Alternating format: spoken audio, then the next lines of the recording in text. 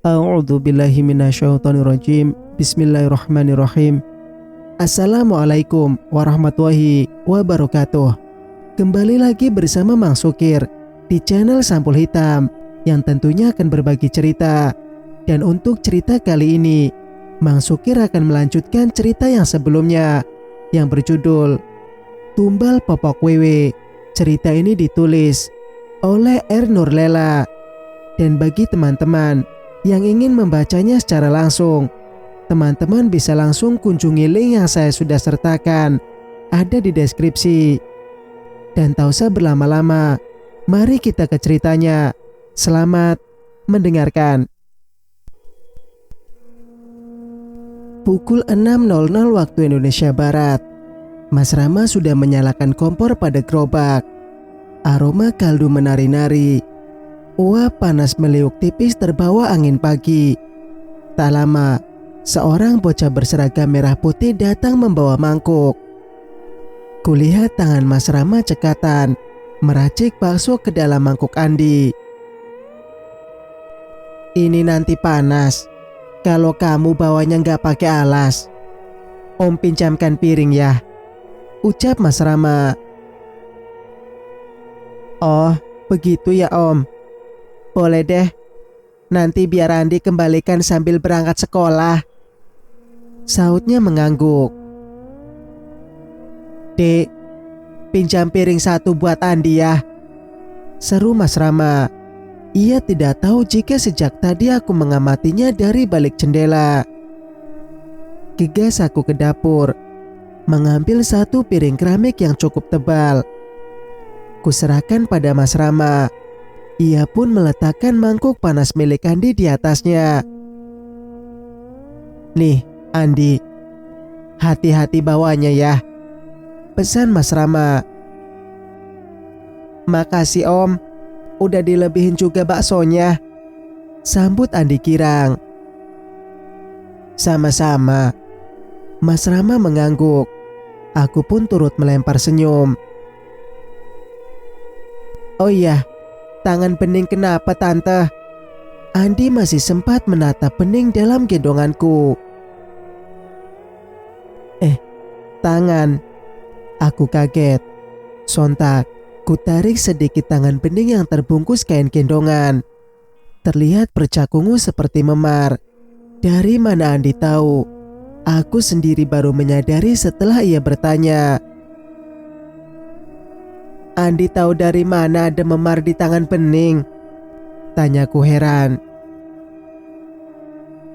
Itu, bening terlihat gak nyaman. Dari tadi, Andi lihat jarinya ia gerak-gerakan, jelasnya. Astaga, anak ini jeli sekali. Sudah, Andi buruan pulang. Nanti ditungguin Mama, ujar Mas Rama. Iya Om, makasih ya. Bocah 8 tahun itu membawa mangkuk baksonya dengan hati-hati. Aku menatap punggungnya hingga hilang di tikungan. Rumah Andi hanya terhalang jalan yang berbelok. Orang tuanya semua guru. Baru kali ini kulihat ia membeli bakso kami di pagi hari. Kenapa bengong, Dek? Mas Rama menepuk bahuku. Enggak kok. Tuh, ada yang datang lagi Mas, tunjukku. Seorang wanita menggendong balita yang terlihat merengek manja. Azam dan Mbak Novi. Mas, baksonya seporsi ya, ucap wanita itu begitu tiba. Mata Azam terlihat sembab. Azam kenapa Mbak? Tanyaku penasaran. Gak tahu Mbak Nuni. Sejak semalam rewel, minta bakso. Udah jam 12, mana ada yang jual. Pagi ini nangis lagi. Untung Mas Rama udah jualan. Tutur wanita itu sedikit tersengal. Azam menatapku sejenak, kemudian membuang pandang seperti malu. Oh gitu. Iya, Ini Mas Rama katanya mau jualan pagi di hari pertama. Silakan duduk dulu, Mbak. Aku menunjuk bangku panjang yang masih baru. Usai pesanan jadi, Mbak Novi berpamitan. Jika ku perhatikan, tatapan Azam sering ke arah jemuran di mana kini sudah berpindah ke samping rumah. Mak, Mak, celoteh bocah 3 tahun tersebut. Apa Zam? Ini baksonya udah jadi. Ayo pulang. Mbak Novi menuntunnya. Lu Mak. Tangannya menunjuk jemuran. Oh, itu baju Dede Bening. Mbak Novi memandang sekilas ke jemuran, kemudian setengah menyeret Azam. Aku bergeming. Bocah itu bilang apa ya? Sayang, ia masih cedal. Beberapa kata masih sulit dipahami orang dewasa. Apa yang menarik dari baju Bening? Dek, pagi-pagi kenapa melamun terus sih? Mas Rama mengecilkan kompor. Mas sudah membersihkan gerobaknya? Tanyaku pelan. Memangnya masih terlihat kotor? Mas Rama sedikit tersinggung. Bukan begitu. Tapi kan Bu Narto datang tanpa membawa dagangan. Sepertinya ia pun ingin membeli bakso kami. Aku pamit masuk rumah karena ingin menyusui Bening. Di kamar, ku pandangi lebam di tangan kiri Bening yang terlihat nyata. Sejak kapan ini ada?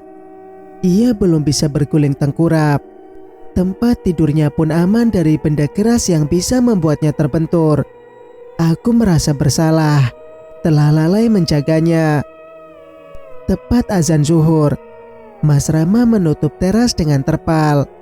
Dagangan sudah habis terjual.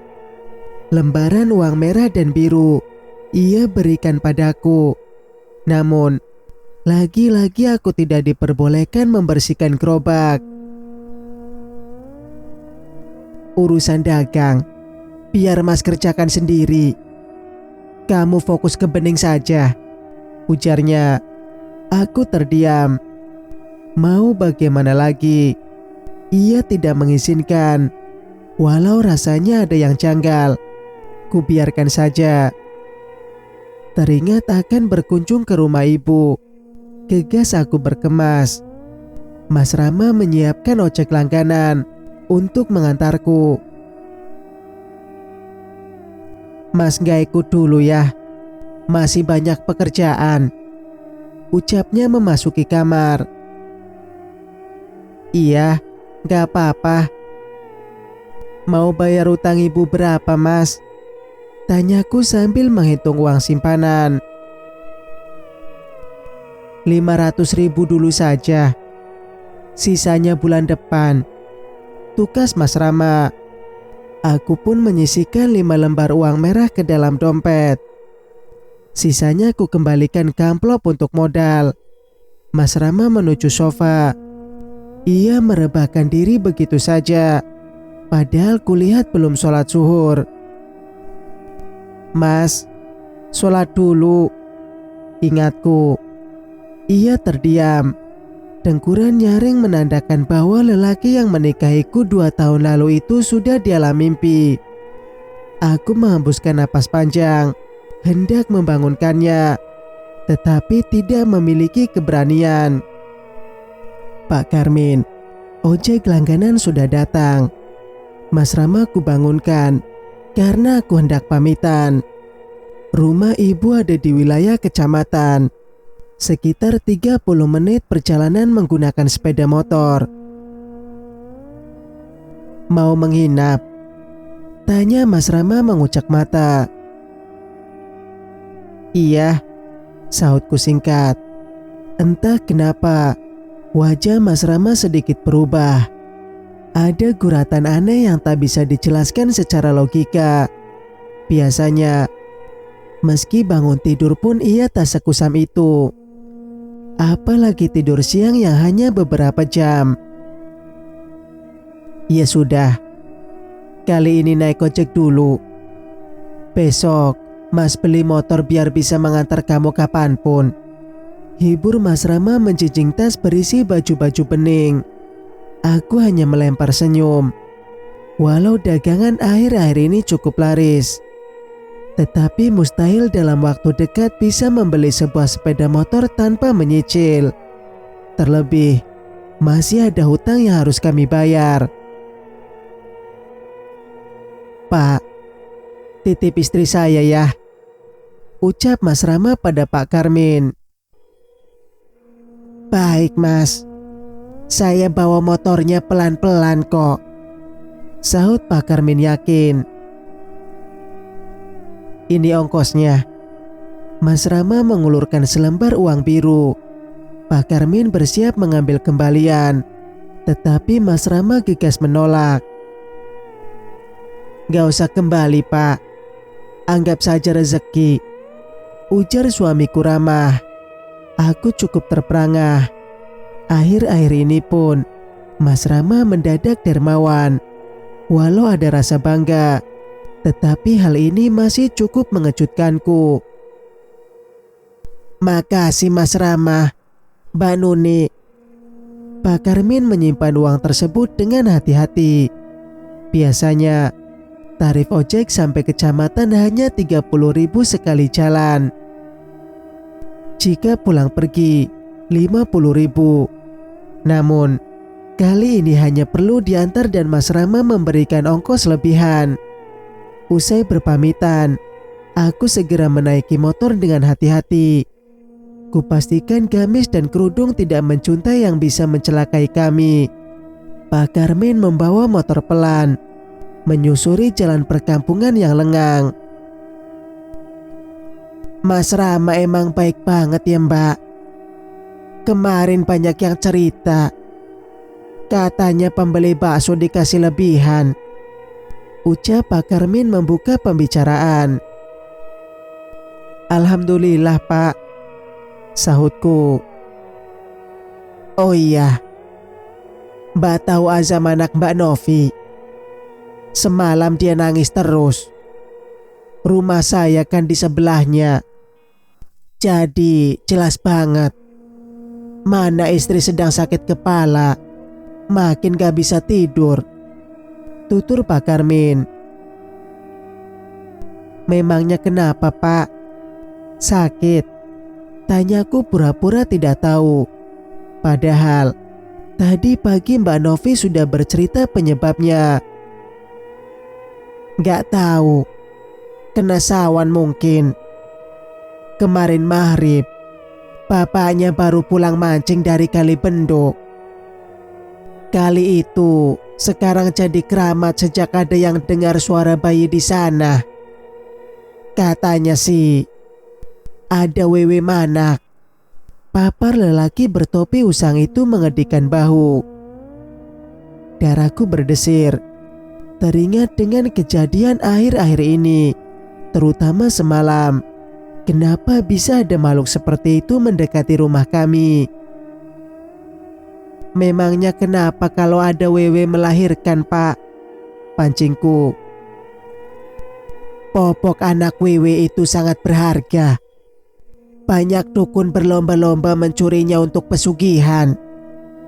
Kemarin sudah ada Pak Suyani, dukun kampung seberang yang datang ke Kali Benduk. Tapi katanya gak dapat apa-apa. Jelas Pak Karmin, persis seperti yang kudengar saat di warung pagi itu. Bukankah pesugihan seperti itu memakan tumbal ya Pak? Kenapa orang tertarik sih? Kenapa orang tertarik sih? Cetusku gemetar. Ada rasa tak enak hati mengingat kain putih yang sering kutemukan di dasar panci kaldu bakso Mas Rama. Katanya kalau popok wewe gak pakai tumbal Mbak. Ya gak tahu juga sih. Saya mah malah sama begituan. Syirik. Tandas Pak Karmin makin membuat perutku mulas. Tak nyaman. Aku tiba di rumah ibu sebelum azan asar. Beliau langsung menyambutku, meraih bening dan menimangnya penuh kasih sayang. "Ono opo, Nduk? Tumben," sambut ibu heran. "Enggak kok, Bu. Nuni kan sudah 40 hari, jadi boleh keluar rumah. Nuni kangen sama ibu," ucapku tersenyum. "Maaf, gak bawa apa-apa. Dagangan Mas Rama juga habis tak bersisa." "Alhamdulillah, gak apa-apa. Yang penting kalian sehat, waras selamat. Ibu udah senang. Sana kamu makan dulu." "Dilalah, bapakmu nyembeli ayam tadi pagi. Ternyata cucu perempuan mau datang," ujar ibu senang. Ia pun mengajak Bening ke teras. Sementara aku menuju dapur dan mencari bapak. Usai sholat maghrib, bapak memangku Bening. Ia kaget melihat memar di tangan cucunya. Aku berusaha menjelaskan, tetapi bapak mengernyit heran. "Ini bukan memar biasa. Bening dicilati onjo-onjo." Tukas bapak membuat dadaku berdegup kencang. Mendengar kata jilat, aku teringat lagi dengan sosok yang bermain liur di gerobak bakso tadi malam. Bapak menyebutkan bahwa Bening sudah dicilat setan. "Halah, bapak iki loh. Zaman sudah modern. Mana ada setan jilat manungso?" Celetuk ibu mengambil alih Bening. Bapak tidak menjawab, tetapi dahinya masih saja berkerut-merut. "Kalian baik-baik saja toh?" tanya lelaki berwajah teduh itu kemudian. Aku mengangguk yakin. "Tentu Pak, gak ada apa-apa kok," sahutku. Aku dan Bening tidur di kamar ibu. Rumah ini berada di pinggir jalan raya. Hingga malam pun masih ada beberapa kendaraan yang lewat. Berbeda dengan rumah sederhana kami di Kampung Suren. Jam 8 malam saja sudah sepi. Sejak awal pandemi, ponsel satu-satunya milik kami terpaksa dijual. Aku tidak tahu dunia luar. Malam ini pun aku tidak bisa mengetahui kabar Mas Rama. Meski baru beberapa jam ku tinggal, aku khawatir ia kerja berlebihan. Singkat cerita, aku hanya menginap 2 malam. Papa pun mencarikan ojek tetangga untuk mengantarku pulang. Ibu membawakan bermacam-macam bahan makanan, beras, mie instan, minyak, gula dan entah apa lagi. Berada dalam satu karung kecil. "Bu, gak usah repot-repot begini. Nuni udah cukup kok," ucapku tak enak hati. Namanya orang tua, Nduk. Anak cukup atau enggak, kami ingin terus memberi walau hanya segenggam beras. Apalagi sudah ada cucu. Ibu tersenyum. "Makasih banyak ya Bu. Besok kalau Mas Rama sudah beli motor, Nuni janji akan sering kesini," pamitku. "Semoga dagangannya makin laris ya. Berkah buat keluarga," doa ibu. Sepanjang jalan, aku lebih banyak diam. Tukang ojek tetangga ibu bernama Mas Hilmi. Ia bujang tua yang pekerjaannya serabutan. Dulu, saat aku lulus SMP, ia pernah melamarku. Namun, aku masih ingin melanjutkan sekolah. Masih terlalu dini untuk memikirkan sebuah ikatan pernikahan. Itu sebabnya hubungan kami menjadi sedikit canggung. Kamu tinggal di kampung Suren? Tanya Mas Hilmi memecah deru motor yang mulai memasuki kawasan hutan pinus. Iya, sahutku singkat. Gak takut? Ia kembali melontarkan pertanyaan. Takut kenapa? Aku mengernyit heran. Bukankah kemarin sore ada anak kecil yang hilang di Kali Benduk? Kamu gak tahu? Mas Hilmi mengeraskan suara. Apa? Mana aku tahu? Kan menginap di rumah ibu, ujarku kaget. Anak hilang katanya. Apa ini ada kaitan dengan penampakan Wewe di rumahku? Mas tahu tentang popok Wewe? Tanyaku setelah mengumpulkan keberanian. Entah bagaimana, Mas Hilmi sekarang berwajah datar, bahkan terkesan dingin padaku. Enggak, tugasnya. Oh, ya sudah.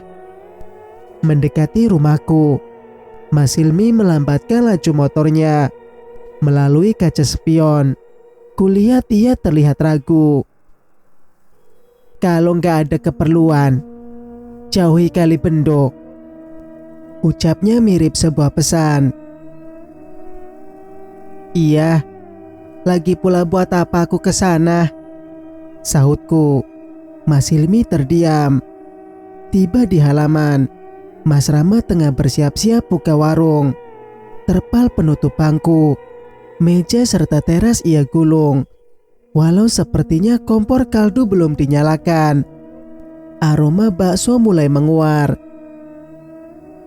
Makasih Mas, ucapku memberikan ongkos. Namun lelaki itu menepis. Sudah dikasih Bu Mei, tugasnya. Sesaat ia menatap Mas Rama yang membantu mengangkatkan barang. Kedua lelaki itu pun saling tatap tanpa melempar kata. Aku yang melihat kecanggungan itu, gegas izin masuk rumah. Tak lama, diikuti Mas Rama yang memanggul karung pemberian ibu. Kenapa harus sama dia sih, Dek? Ketus Mas Rama usai motor Mas Hilmi pergi. Ibu yang nyariin ojek, Mas. Aku gak enak nolak. Kulirik lelaki yang kini mulai sibuk merebus mie soun. Aku mengambil air minum, kemudian menenggaknya tanpa sisa.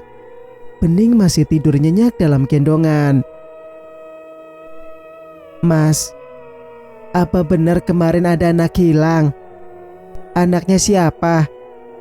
Tanyaku saat teringat ucapan Mas Hilmi di jalan tadi. Kamu tahu dari mana? Mas Rama tidak menoleh.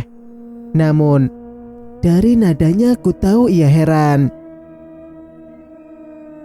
Tadi dengar di jalan, sahutku sekenanya. Sudah ketemu kok. Biasa, anak-anak kalau dikasih tahu orang tua nggak dengerin. Tuh, anaknya Pak Sadikin, si Fatur, main di kali sampai surup. Papar Mas Rama.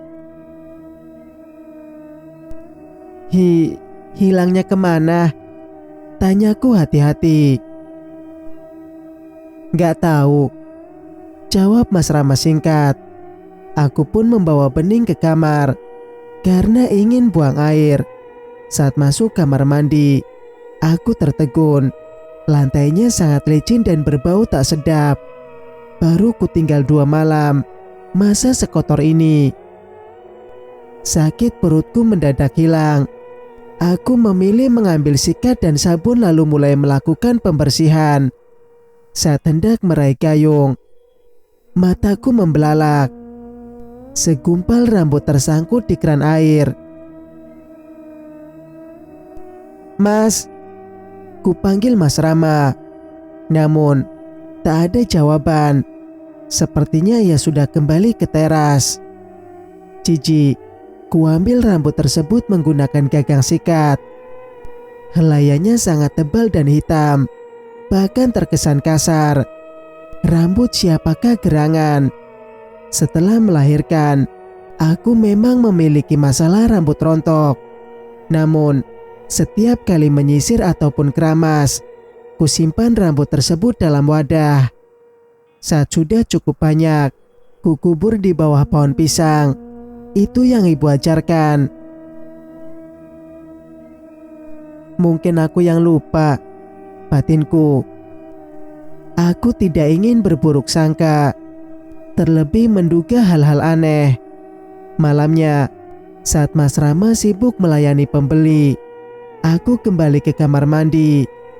Lagi-lagi, lantai dalam kondisi licin berlendir. Gusar, aku menyiramkan karbol sebanyak-banyaknya. Apa Mas Rama membuang sesuatu ke kamar mandi? Biar nanti kutanyakan saja.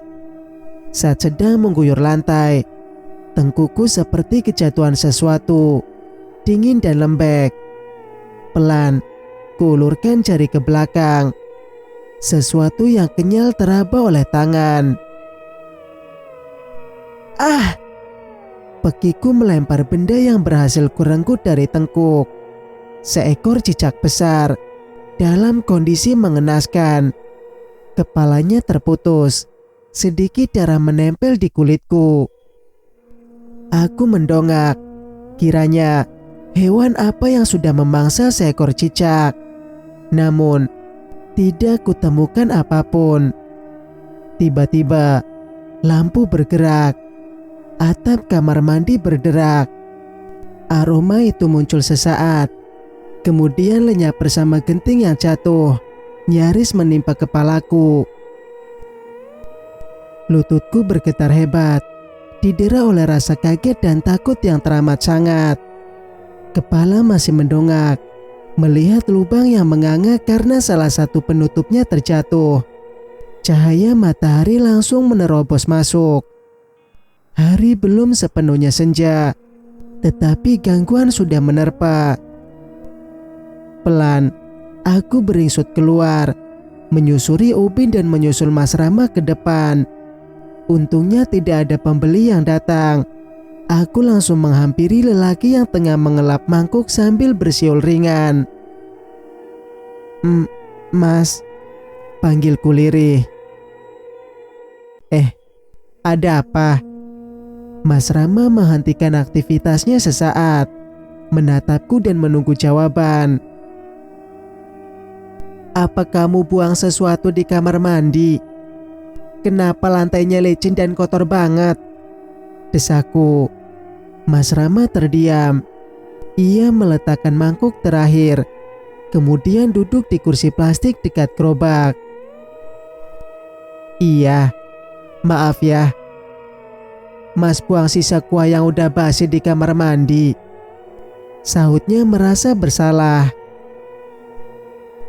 Kuah basi.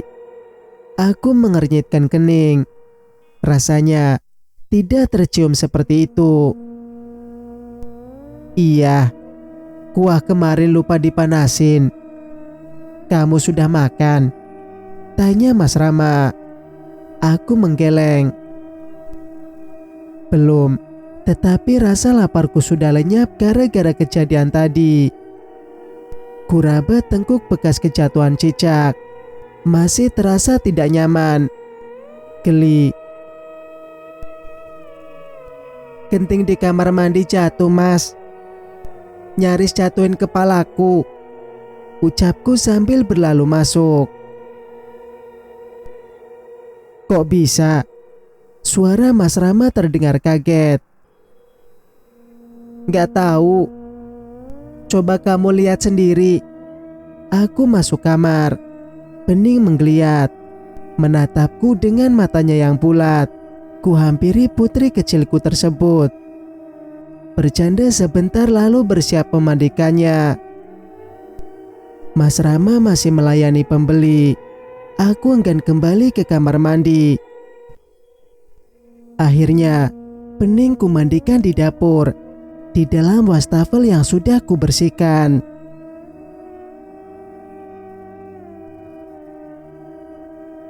Cerita pun bersambung. Jika kalian suka dengan ceritanya, jangan lupa untuk like, komen, dan subscribe channel ini agar bisa mendengarkan cerita-cerita berikutnya.